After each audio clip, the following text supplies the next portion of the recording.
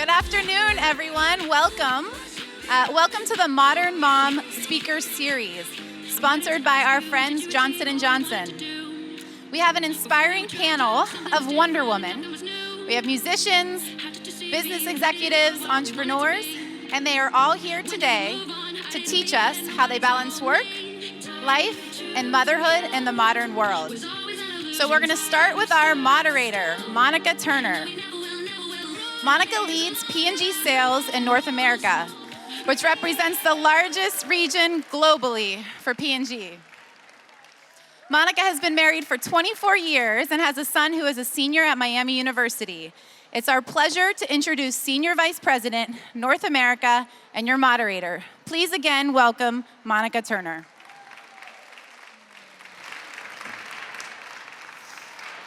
Our first participant is Colleen Lindholz. Colleen is the president of Kroger Health. Colleen oversees all of the company's pharmaceutical, clinical, and nutrition operations and services. She is truly passionate believer in Kroger's health vision to help people live healthier lives. And on a personal note, Colleen is one of my absolute favorite people at Kroger. Thank you. Colleen is also married to Eric and has an 18-year-old daughter that just started as a freshman at Clemson. Again, please welcome Colleen.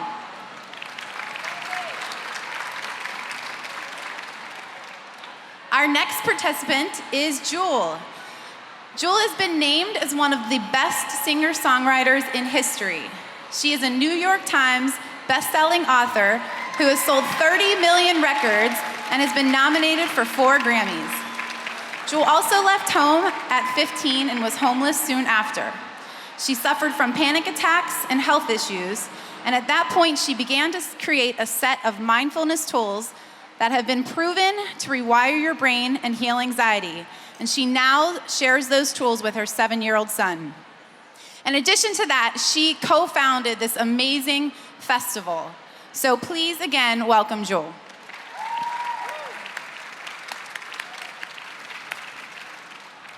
Our next participant is Katrina Scott. Katrina Scott is the co-founder of Tone It Up and is a personal trainer turned creative visionary whose passion for fitness, a healthy lifestyle, and wellness has placed her at the forefront of the health and fitness industry. As a new mom, Katrina is dedicated to sharing her honest journey with motherhood to empower women to support each other while navigating all that comes with learning on the job as a new mom. Again, please welcome the inspiring fitness superstar, Katrina Scott.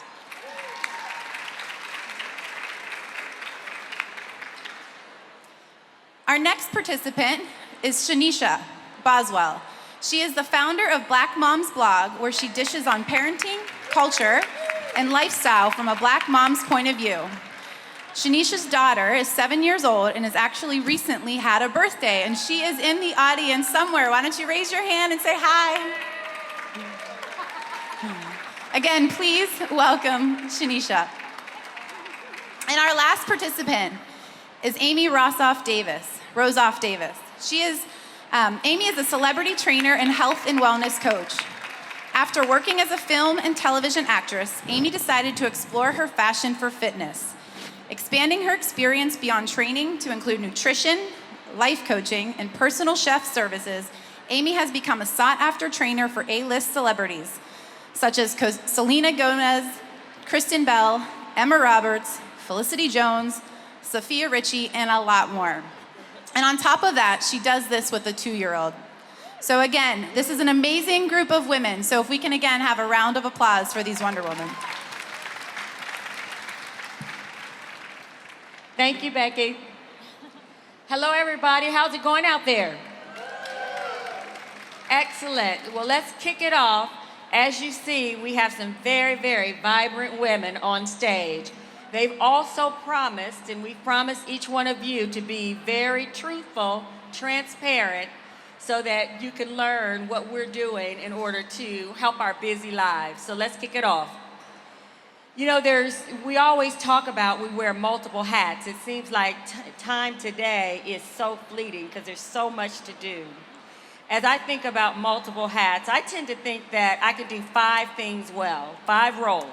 And I switch up those roles as I've gone through different phases. Tell me how you think about roles in your life or the multiple hats, and importantly, how you prioritize your time to ensure that you're actually getting in the exercise if you want to exercise, enough time for your kids, enough time for yourself. Tell me a little bit more, and I'll ask each one of you so we can kick it off to kind of get a little bit more knowledge about how you do this.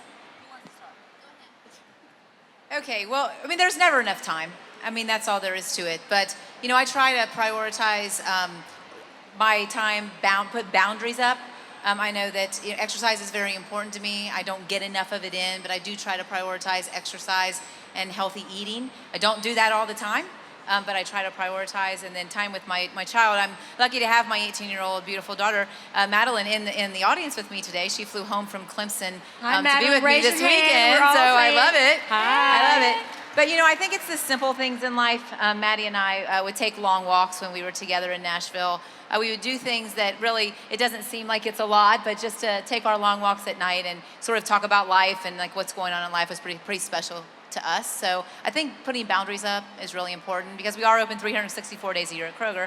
And so it's hard to like turn it off. Do you know what I mean? Yeah, I think it's incredibly important.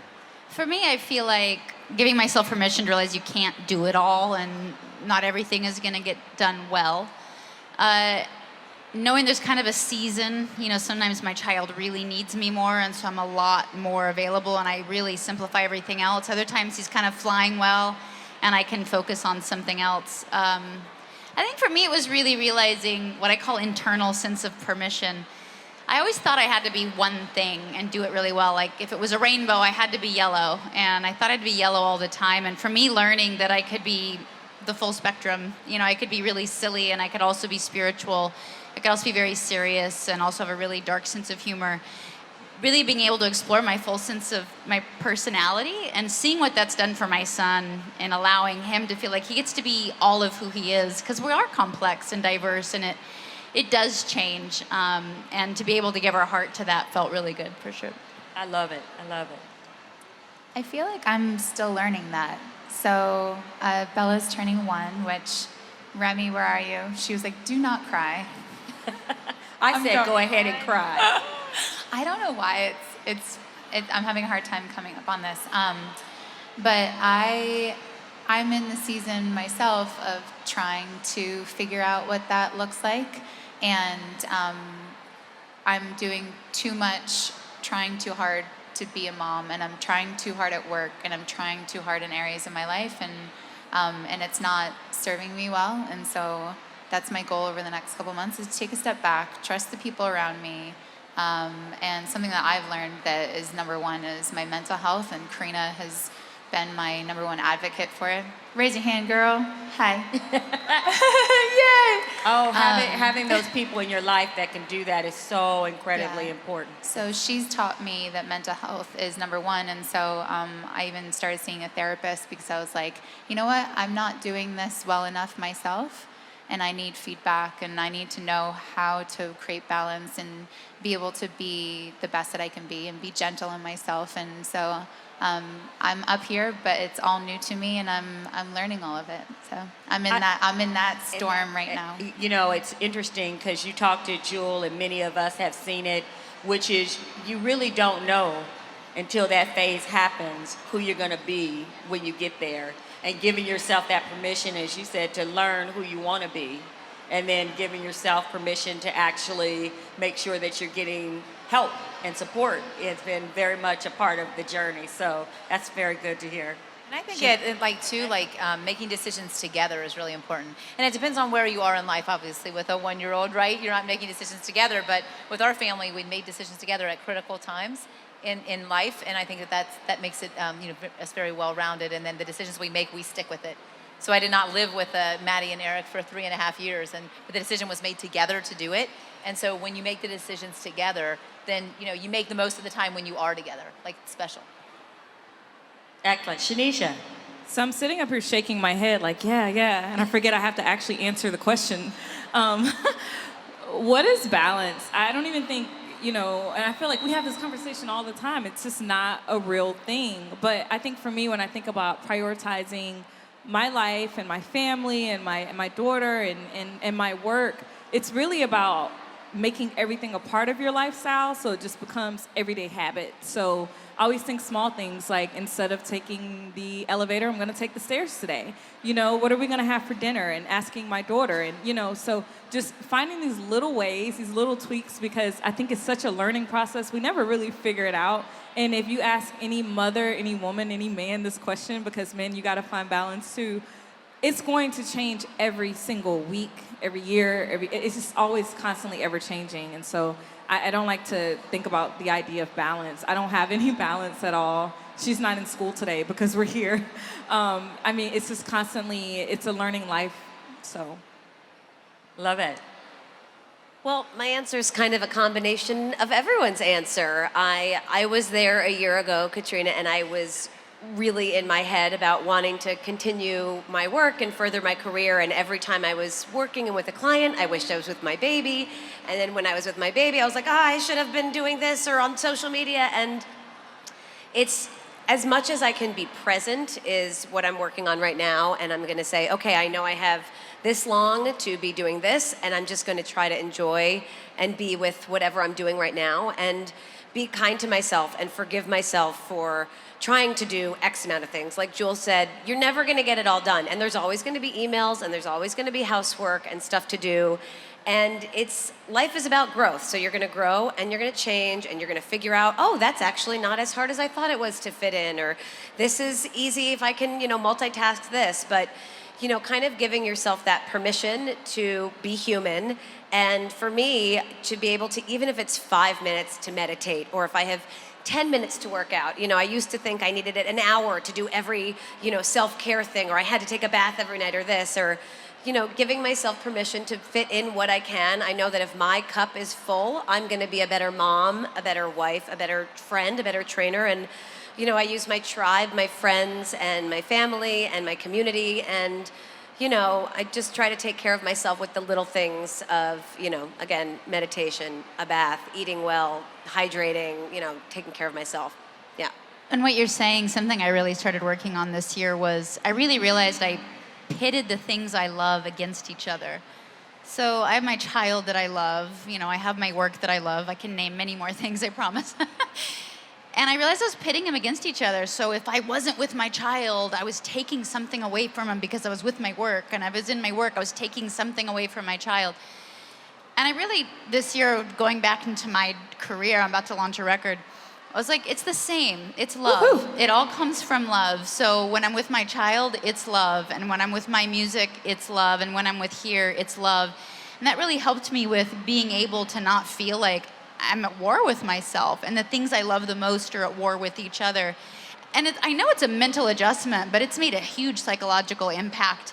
And my calmness, like when I go about my job, I feel calmer. I don't feel guilty all the time. I've noticed it's helped. I'm going to borrow that, by the way, about pitting the things I love. I've never heard it phrased that way, but it made so much sense as you said it. It's true. We do it all the time, and it's a woman thing. Mom guilt, right? Yeah, I think a lot of us a real one. don't mean to. And Yes. I think the idea of harmony and not balance is something I've really, because balance is hard. It's binary. It's like this teeter-totter. And if I'm not doing this, I'm off balance and I'm over here. It's precarious. I like the idea of harmony, because we all have about 10 things, 8 things that are feeding us.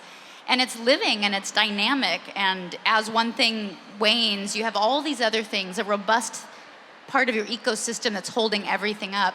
So now I try not to use the word balance. I'm like, I'm into harmony. It's like a whole thing. Well, you know what? I think we should change it to harmony, because I do think that balance in and of itself, like you're saying, Jewel, it makes you choose between 2 different points of time, and they could be equally as important. So if you can find a way to make what you're trying to do and what you're trying to accomplish, whether it be like with my son, or whether it be at work, that really is when I'm feeling at my best.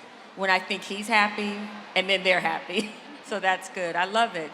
There was another question that I thought was also, when you had the child, before I had my son Christian, I had a concept of what it was like, because I had nieces. There were 6 of them, and I loved them to death. but there was something different when my child and it became my responsibility. For each one of you, has motherhood shifted your perspective on your career or what you thought you would do in life? Motherhood Shanicia. literally launched my career. I had my daughter at 23, and I always say this, having a child as a millennial at 23 felt like getting pregnant in high school. I felt like I was 16 years old, even though I was in a stable relationship. I had a home, I had a great job. But whereas all of my friends were kind of like, getting their masters and taking trips to Brazil, I was reading books on hypnobirthing because I was about to become a mother. And so also being 23, I had no idea what I wanted to do with my life. I literally had no clue who I wanted to be because I was 23 years old. And so motherhood didn't just shift my perspective, it made my perspective. And I feel like as women, we're always put on this guilt trip if we say, being a mother gave me purpose, having a child gave me purpose. But for me, it literally was my purpose on this earth, was to have this daughter and to be in spaces like this and sit on this stage and talk to other women about motherhood, because who else is having this conversation for us? That's excellent. I was going to say also just wanting to lead by example, and even though she's 2 years old and a toddler, still they're so smart at the age and they're absorbing everything, and even just listening to her, and so many people just sweep up their kids and do stuff to them instead of making them a part of something. And it goes the same thing with myself. I was like, I can't just blow through life and be working and busy and doing all this stuff without trying to really bring my best self to everything I do. And whether that's saying no to certain things and just staying home with my family or working that extra hour because I know then I'll be better tomorrow, but just showing her that if I come from it, like Jules said, from a place of love with everything I do and a place of taking care of myself and people around me, and then hopefully she can help make this world a better place. I love it. Anyone else? I feel like having a child really changed my center of gravity. I think before I had my child, I was 38 when I had my child, and so I had pretty defined definitions of who I was by then. My ego was pretty well formed. What I thought of success, beauty, sexuality, goals, purpose, all had pretty clear definitions by that point in my life. And when I had my child, I really had to scratch those out. Success got defined differently, purpose got defined differently, sexuality got defined differently, beauty got defined differently, partnership got defined differently, because my needs radically changed. My center of gravity really changed. And that was really profound. I mean, it's not every day you get to rediscover and reinvent who you are, but parenthood asks us to do that as men and as women. And I was really glad I consciously thought about it. I actually wrote down on a piece of paper, beauty is blank, sexuality is blank, because I knew I was foundering, I was struggling, I didn't have these definitions. And it was nice to give myself some permission in a year at least. I gave myself a year before I would fill in those blanks, because it took time to redefine it. And it's strange as a woman to be a certain person, and I'm not a completely different person, but in a strange way, it kind of felt like that. I grieved the woman that I was before I had a child, and it wasn't postpartum. It was just, I'm never gonna be that kid again. That's a different phase in my life. And then getting excited and curious about what the next phase was, and then learning how to integrate them. It's been a real process and a real journey, because I had a lot of head trips of what do I owe my child, a good parent means, and I had all these definitions that honestly had nothing to do with who I was. And having that courage and the permission to say, I parent differently. And that's okay, and my child needs me to love him and be present, but how I'm showing up is really different than how I've seen it done on TV. And it takes a while to have the courage to do that, the way it does as a teenager to have the courage to do it in high school. And it's an oddly similar process, I found. Oh, that's so interesting, because I know that, we're thinking about being healthy, but mentally healthy. And I can remember where I felt like I was losing myself when I had my son. I only have one. And so everything was the first experience. And I remember I still wanted Monica to come out. Because I was Christian's mom, or I was someone's wife, or I was at work and I was someone's something. And I was really thinking, where am I? And so I don't know, so similar to what you said, is having that ability to preserve you too in order to make sure that you're the best mom and person you can be to instill something new. Did any of you have that same feeling? Because I wanted to be Monica, and I wanted that to be independent of that I was somebody else's something. Did you have that feeling? Give it to us, sister. Still going through it. I feel like my answers are like, I'm new here.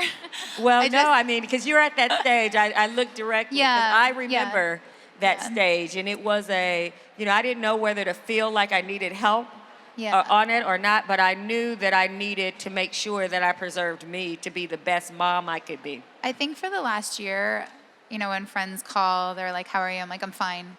Everyone at work, how are you? I'm fine. Until the other day, Remy and Stacy saw, they're like, she's turning 1. I was like, ah! It's not like you pretend. Yeah. I had postpartum anxiety. It's catastrophic anxiety. Yeah. It's not postpartum depression. None of these things are in your control, and that was something that I had to also realize. And it's, again, something that I'm thank God, and thank goodness I have Karina in my life, because it's one of those things where I went through all of those emotions and everything, and so it has completely changed the way that I'm thinking 24/7, and it's no longer about me. And then I have that moment where I think about me, and I'm like, who am I? And so and I love what you said. It's you can be human, and you can continually work on yourself and go through so many different lessons, and just when you think you know yourself at 38, you actually you don't. Your life completely shifts in so many ways, and you go through things that you can't explain even to the people closest to you. Yes. And it's a lot of self-reflection, and it's a lot of I won't cry. I think the world needs to be more delicate on mothers, because they don't know the storm they're dealing with when they go home, or even when their baby's sleeping. And so just being a little kinder if we mess up, if we're human, if we're figuring things out, if we're balancing everything that we're all saying. It's just, if you see a mom in a grocery store struggling, you never know. If you just help her to her car, someone helped me at Target, and I cried after. I was like, thank you, can I pay you? It's just, you just never know what they're going through, what they went through all night or anything. And so, but yeah, I'm still I love it. I think everyone has said the village is important. So if all of you out there, if you're somebody's village, just know that that's really key to living a healthy life for both the mom or the parent or the child. That's something too. I feel like if your friend is pregnant, I'm sure a lot of moms go through this too, and your friends offer you. I see lots of moms bouncing their babies and things like that. They say, can I help you? Can I bring you dinner? You're like, no. All my friends that had babies before me, I wish that I just showed up. Yes. I can't believe that I actually asked them permission to help them. Great point. Like, even if you just drop it off, because they're like, I'm milk stained, naked. I mean, I didn't wear a shirt for 6 months. The house, people would come in, I'm like, whatever. But there was actually this guy working on the floors, and I was literally just like sitting with the pumps. It was like, and I'm like, I'm not gonna hide this. I remember that. If you were offended by this, he's like, I'm a dad. But it made me really reflect on all the friends that I had that lived in a different state. Why don't I just go to the post office and send them a package of things that take care of them? Everyone takes care of the baby. Just don't even ask permission. Even if you're a mom now too, and maybe a few years pass, you kind of forget what that was like. And so that was the one thing. And saying yes, that's such a good point. Like, if somebody wants to help you, I was like, no. Like, saying yes, like, I will accept help. That was very foreign. I accepted no help for a very long time. Me neither. Yeah. And you suffer for that. I noticed people that are perfectionists struggle the most when we become parents. I felt that way personally. But, type A, yes, you can't be perfect when you're having a child and you've never done it before, and you will crater if you hang on to perfectionism. And I was like, what a hypocrite I am that I have this child who I intend to raise saying, you don't have to know everything. You're going to figure it out as you go. It's happy, not perfect. And yet I was a cruel person to myself because I expected it to be flawless, perfect. I thought I was a failure if I wasn't. I have really bad self-talk. And this is somebody who worked on herself her whole life. And it was like, I remember having a real like come to myself moment of I have to let go of perfectionism because it's gonna kill me. And it's gonna teach my son that I'm a hypocrite. And it's gonna model to him something that I wildly don't want him to inherit in the world. I just had that thought the other day. I was like, I need to figure my shit out before Bella is on to me. I want to make sure that I'm like a good mom and that she's like, okay, my mom knows what she's doing. So I have those thoughts. I also think it gets like it's messy, like Jules said, and your priorities change. I mean, even this morning, I got a text at 8 a.m. this time in Los Angeles. My nanny said, I was evacuated from fires. I can't come today. And I was like, oh my God, of all times, I'm out of town.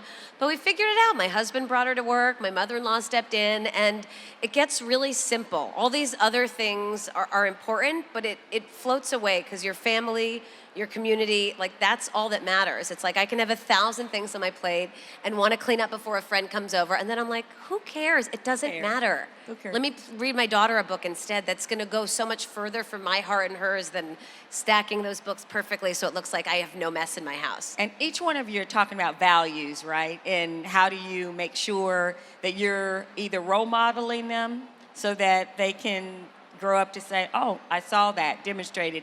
But we're also talking about, but it may not always come from you. It doesn't always need to come from you. So give ourselves permission. But I thought I'd come to you, Colleen, and really talk about what we are starting to see of values that we want to maintain in our children, but what we think is going to be necessary for them in this world that we live in right now. And one of those things that are top of mind, I just thought I'd ask you, we talk about resilience and grit. Do you think that's still equally as important today as it was when we were coming up? Oh, for sure. I think so. Yeah, I mean, resilience, getting knocked down and getting back up, getting knocked down and getting back up. My daughter's been through multiple different things in her life that we don't understand. And it's really hard to try to tell her, I know there's a reason. There's a reason why you're going through this. But, I try to teach her more than anything authenticity and to be who you are, not try to be somebody else. And I tell you, one of the best days was when she called me. She was rushing at Clemson to be in a sorority, and there's 19 or something different sororities she's meeting with, and she called me and she said, Mom, I did what you told me to do. I sat in front of one of them and I told them exactly what I want to do. I want to be a light to the world. This is what I stand for. And the girl on the other side of the table, tears started coming down her eyes, and then Maddie was like, I'm who I am, and I'm going to tell them who I am. And if they want me, they need to want me for who I am, right? So so proud of her. Good and so feeling. that's just one of those values of just being yourself and, authenticity. What you say you do, right? I mean, that's really important in life, I think. I love it. I want to Shanisha. piggyback on the other end of that because Okay, yeah. from the millennial standpoint, and I'm sure your daughter can agree with me, growing up in the world of social media Oh, my goodness. is so hard. Terrible. When it comes to thinking about being authentic and not just as, when it comes to hard work, but even parenting. Yes. When you are constantly being faced with everybody else's perfection, because that's what the internet shows, right? We rarely show the dirty moments online. We're like taking the pictures with our kid, but there's 80 more in our phone where they're crying and screaming at us the whole time. We're like, just smile. And so it's so hard to think about vulnerability, and I call it the imposter syndrome when you see other people doing so well and you start to do the things that they do, right? You start to try to emulate their little isms and their lifestyles and the way they take their photos and all these things. But you got to remember that this is the real world. Regardless of any photo you see, we all go through the things. You know what I mean? And it's not pretty. It's not always pretty. So I know I'm in a different generation when it comes to that, but there's so much more pressure on us right now, no matter what generation you're in, because of the internet, and just always remember to keep it authentic with yourself. And sometimes you have to self-check that. You literally have to have a conversation with yourself and say, I'm going to be authentic today. And look at the things that you've been doing. Have I been being completely authentic? Maybe not. How do I change it? And so checking in with yourself and doing that in front of our kids will help teach them that, because they're in for a whole different mess, I'm pretty sure, than we even have right now. With my son, he asked me one night, am I going to grow up to be a good person? And I think I told this story last time. I was like, I don't know. And he went, what? And I went, what? It kind of just came out of my mouth while I was making his bed that night. And he goes, what do you mean? You don't know. I was like, well, it's your life. Like, you're going to be a real deciding factor in what kind of human you're going to be. And I was scrambling to be like, where is this headed?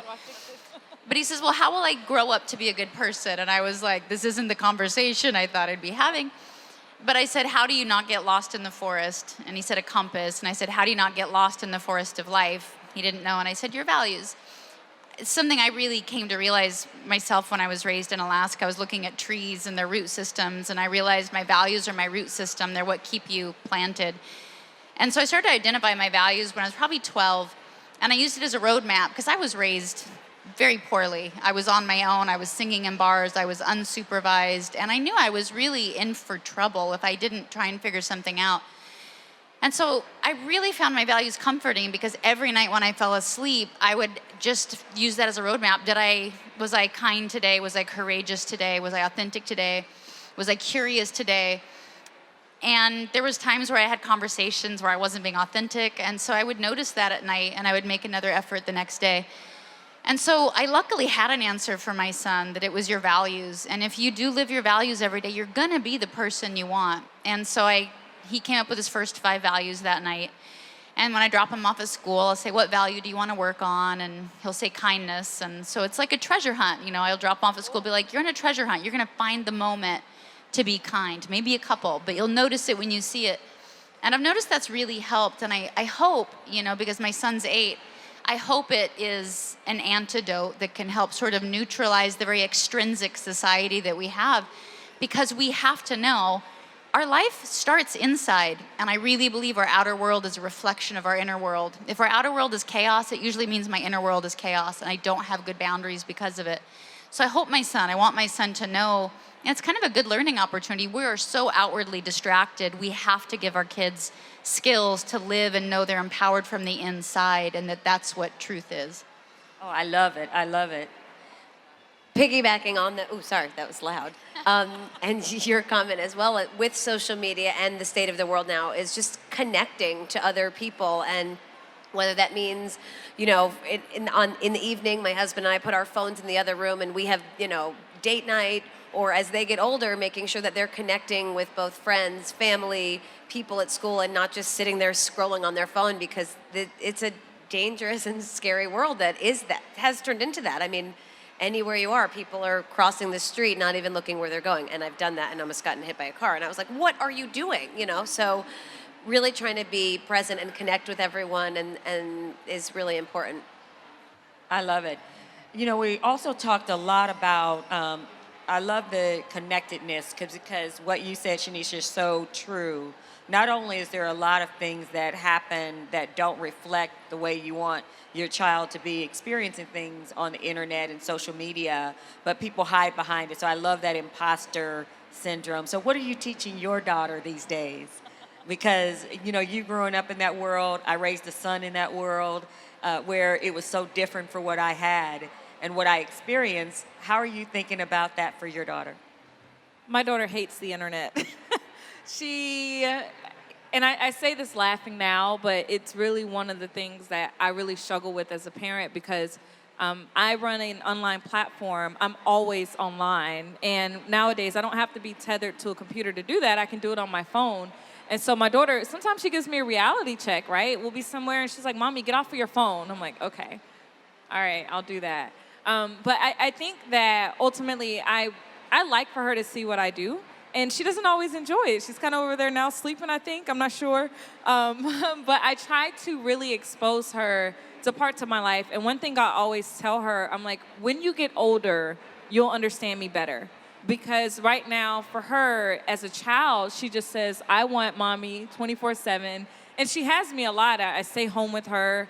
I do work, but I consider myself a work-from-home mom. I was a stay-at-home mom for many years. And so I live both sides of that, being in the house working and being outside of the house working. And so I always think for children, they're wonderful people, but for them, it's all about them. And I think it's also important to teach her a little bit about sharing time and space.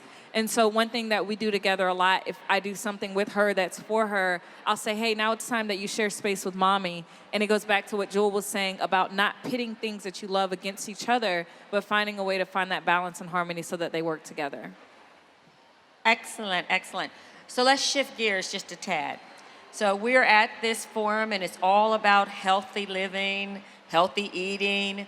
What are some of the things, Katrina, that you can tell us all about how we actually, in this busy life, these busy lives that we have, how to take time out to stay healthy, make healthy choices?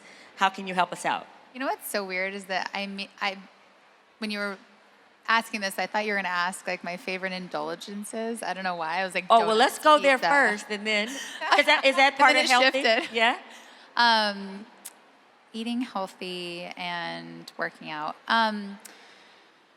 Through a busy life, I think there's so many programs. I think you can agree where it makes it really complicated, and then it's not doable.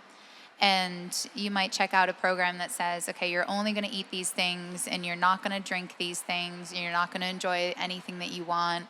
And when you're really busy or you're a working mom, a full-time mom, whatever it is, if anything's overwhelming, you're just not going to do it. Yeah, Because you have to choose your priority. And so I think simplifying it and then reaching out and asking for help and asking someone to simplify it for you, or have a chef even show you how to make simple meals. So if you can't afford a full-time chef, then this is something that I need to do. I'm speaking for myself. I need to hire someone to show me how to make some dinner for my husband or something. He's the cook, he's the chef. But I think simplifying it and knowing that you can eat healthy and you can work out 10, 20 minutes and have it be effective, and you don't have to do it all. And then when you're with your kids and you have a slice of pizza, so what? It's not a cheat day. You're not cheating. If you go out for an ice cream date, it's okay. That's called life. And there's no perfect. It's the same thing. There's no balance. It's harmony with fitness and nutrition. And so that's why I love the Tone It Up community too, because we all check ourselves with that, where we might release a recipe that Karina and I really love. And we were talking about our crock pot recipes earlier, and we're like, 5 hours. Why do we even put that out there? Who wants 5 hours to make a crock pot recipe? We were laughing at ourselves. Like, why did we do this? When we're like, Instapot. Ashley's like, fucking can I swear? Instapot? So sometimes we check ourselves because our community is like, I can't do that. And we're like, oh, yeah. So this is how you simplify it.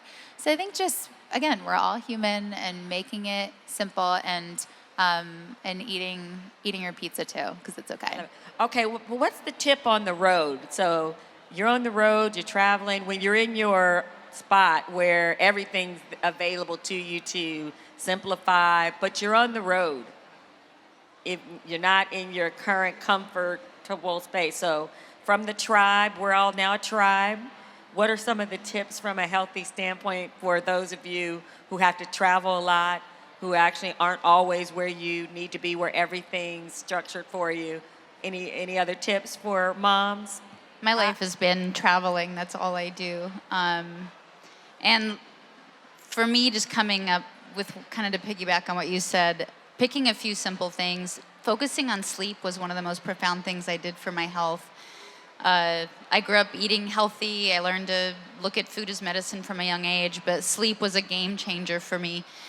And so you can try and overhaul your entire life, and it's really overwhelming, or you can pick one thing. And for me, focusing on sleep, and in my job, that's hard. That's why most artists do drugs. Sleep. We don't sleep well. We are in moving vehicles that rattle. There's band members partying. Like, sleep is not the friend of the musician, sadly, and we need it.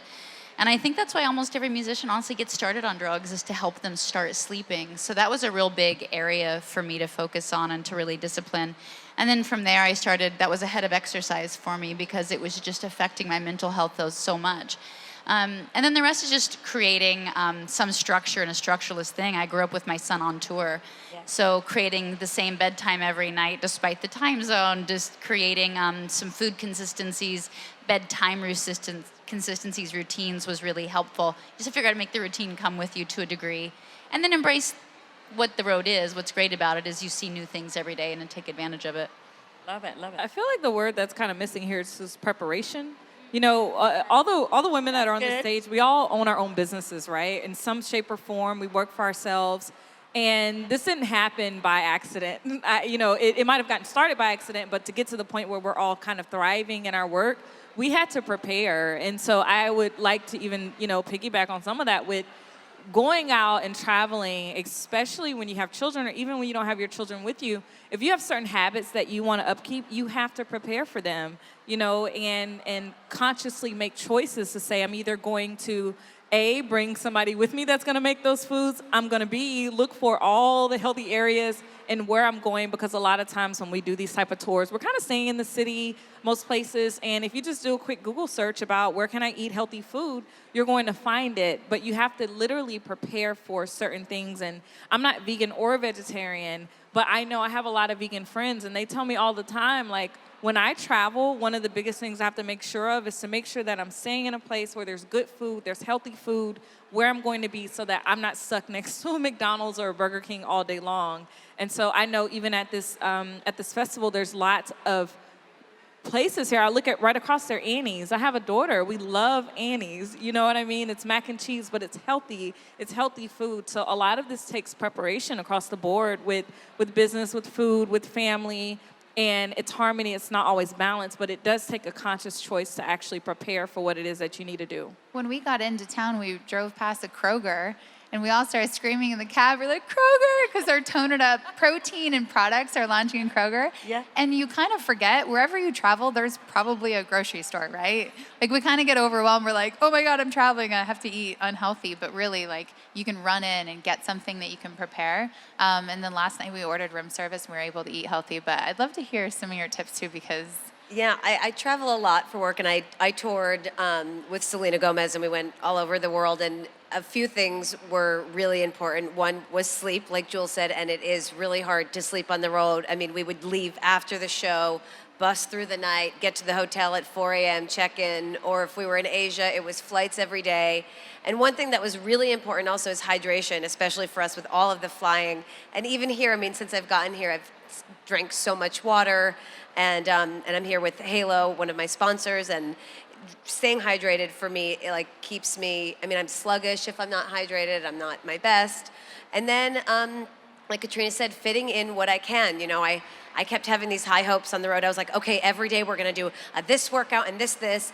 And even Selena would be like, I'm tired, So I was like, okay, today we'll do yoga. Like, listen to your body and listen to what you need. And one day it might be a hike with a girlfriend, and one day it might be a dance class, or it might be 5 minutes of meditating, sitting down. And if that's what you need, then listening to yourself. And then, being prepared. I mean, I always travel with like a little nut mix or a snack or my protein shake or whatever it is. And then being able to go with the flow. I had like lists for every city, when I travel or I'm in a random place. I'm like, oh, I got to go to this restaurant or this. And then I'll wake up in my hotel room, even this morning. I was like, oh, I want to walk around. I was like, I'm a little tired. I'm going to catch up on my emails. I'm going to meditate. I'm going to prepare for my day. I'm not trying to reinvent the wheel here and do everything, because, life is just changing all the time. So if I'm not feeling my best, I'm just going to listen to my body. Oh, I like that. That's very, very good. Colleen, you have an important role here. You heard Kroger, that it's important. You're important in order to help the preparation. So keep those right products coming. Thank you for mentioning us. Glad we're bringing in your products. Love it. so excited. That's really great. I think we're rounding out to a couple of more thoughts on the conversation. And I think the other part of the conversation as we're raising our kids is, what type of advice now are you giving them to prepare them for, it may be a career, it may be just the purpose that they want to fulfill in life. What type of advice are you giving that you think would be helpful to others? I'm teaching my daughter that the sky's the limit. I always felt like I could do anything because my mother really made me feel like I could be anything that I wanted to do. And when you think about it, if any of us at any point wanted to switch careers, all it is just a decision, right? I don't know how many of you have read the book. It's called The Alchemist. It's an amazing book, but it talks about finding your personal legend and making a choice to do something different instead of sitting back and just saying, I'm not going to do this today. This isn't made for me, and making up all these excuses, but, just having a full belly yes, right? Like a full belly yes, I'm going to pursue this. And so when I think about my daughter, she's surrounded by so much amazing things, women, men, entrepreneurs, and teaching her that there's so many other options out there besides just, and I'm always advocating college, but there's so many choices out there outside of the traditional choices that a lot of us had growing up, which was you go to school, you become a teacher, you become a doctor, you become a nurse. Like, you can literally do anything you want to do, but teaching her about full body and full belly yeses, and just knowing that she could do anything that she wants, even sleep right now. So. I love it. Full body yeses. That sounds like a concept. I love that. Good.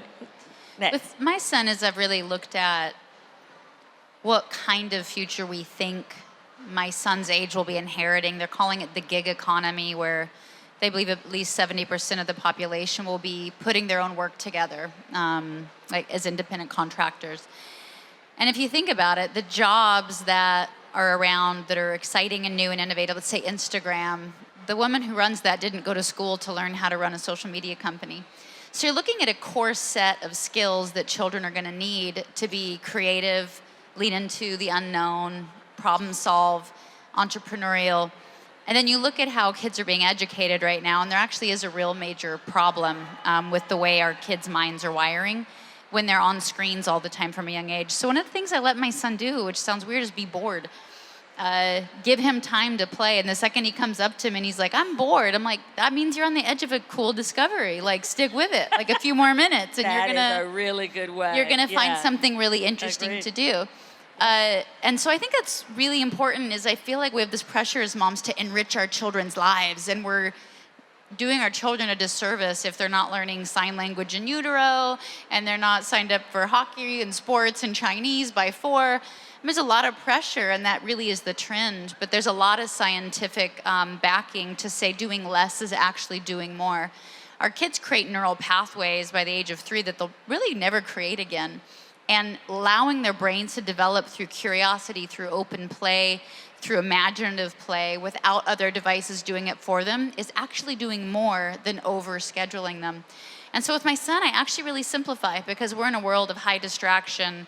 It's overwhelming, and kids get overwhelmed, and they're now associating childhood anxiety, which is an all-time high, with too much. Our kids need time psychologically. They actually help, they help assimilate their day through play. So if you have a really busy day and you take your child home and you notice and overhear what they're playing in the living room while you're cooking, my son will go through his day, and that's actually a psychological need children have to help integrate and make sense of all the stuff they saw.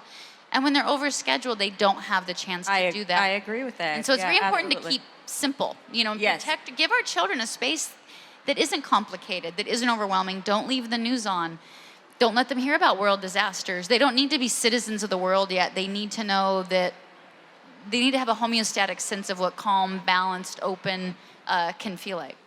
Oh, that's so good. The overscheduling, because in life they're going to have to start to make some of the decisions that aren't structured. And so I love what you said there, Jewel. Colleen, what advice are you giving to Maddie? Since she's in the audience right now, that she doesn't have to be Maybe I should ask her what that advice. she doesn't have to be perfect. My child is striving all the time for an A, even if she doesn't have to get an A on a test. She could get a C and still get an A, but she has to get an A. And you don't always have to be perfect. And one of Maddie's struggles early in her life was that she had a really hard time reading.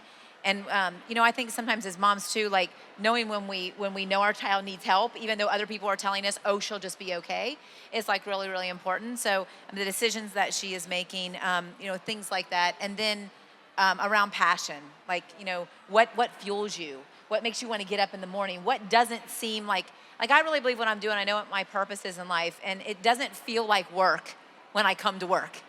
And I like it when it doesn't feel like work. So, I want her to find something that she's really passionate about, because that's what's going to make you happy, like for years to come. Because a paycheck, money, and we know what that does, right? It's great to make good money, but if you're making good money and you're not happy, your life's not going to be happy. So.